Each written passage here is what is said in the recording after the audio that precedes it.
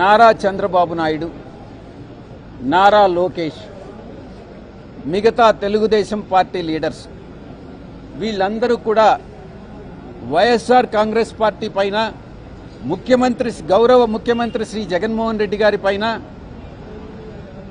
అసభ్యకరమైనటువంటి పదజాలం వాడుతూ అది యువగళం పేరుతో నారా లోకేష్ చేస్తున్నటువంటి పాదయాత్ర కావచ్చు, చంద్రబాబు నాయుడు పెట్టేటటువంటి సభలు కావచ్చు, ప్రతి దగ్గర కూడా అసభ్యకరమైనటువంటి పదజాలాన్ని వాడడం మేము ఎలక్షన్ కమిషన్ దృష్టికి తీసుకొచ్చాం.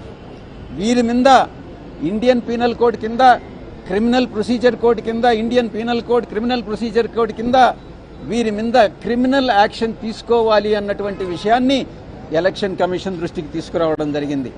ఇంకొక విషయం, నారా లోకేష్ ప్రతి దగ్గర కూడా ఎక్కడ పబ్లిక్ని అడ్రస్ చేసినా నేను ఒక ఎర్ర బుక్కు, ఆ బుక్కు ఇదిగో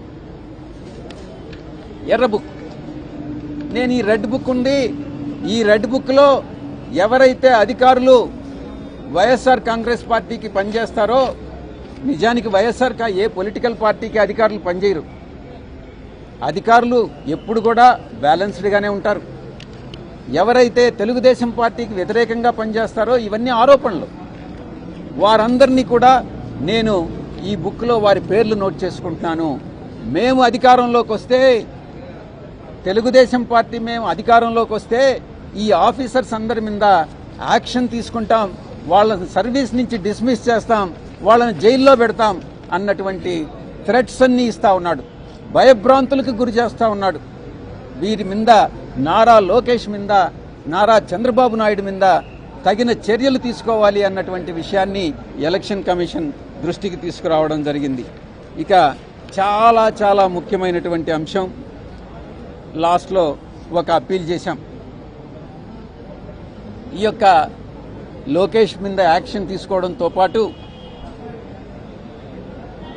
ఈ డెరిగేటరీ రిమార్క్స్ ఇవన్నిటినీ కూడా నివారించాల్సిందిగా,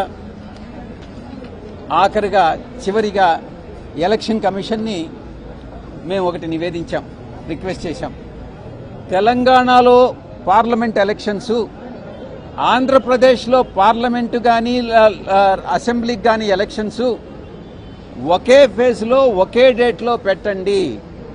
ఎందుకంటే తెలంగాణలో ఉన్నటువంటి, ఆంధ్రాలో ఎన్రోల్ అయినటువంటి తెలుగుదేశం పార్టీ సింపథైజర్స్ ఎవరైతే ఉన్నారో, మేము చేయలేదు ఆ దొంగ పనులు. తెలుగుదేశం పార్టీ చంద్రబాబు నాయుడు గత 14 సంవత్సరాల్లో ఎప్పుడైతే రూల్ చేశాడో, ఆ రూల్ చేసినప్పుడల్లా ఈ యొక్క మోసపూరిత కుట్రపూరితంగానే అధికారంలోకి వచ్చాడు. అధికారంలోకి వచ్చిన తర్వాత ప్రతి చర్య కూడా అది ఎలా అధికారాన్ని నిలబెట్టుకోవాలి, ఎలా కుట్రపూరితంగా మిగతా వాళ్ళని మోసం చేయాలి, ఓటర్లను మోసం చేయాలన్నటువంటి ఉద్దేశంతోనే పరిపాలన సాగించాడు.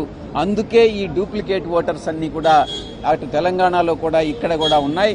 కాబట్టి 2 రాష్ట్రాలకి ఒకే రోజు ఎలక్షన్ జరిపినట్లయితే అక్కడ ఓటేసి ఇక్కడ ఓటేసేటటువంటి అవకాశం ఉండదు. కనుక ఎలక్షన్ కమిషన్కి మేము ఒకే రోజు ఎలక్షన్ జరపాల్సిందిగా నివేదించడం జరిగింది. Thank you.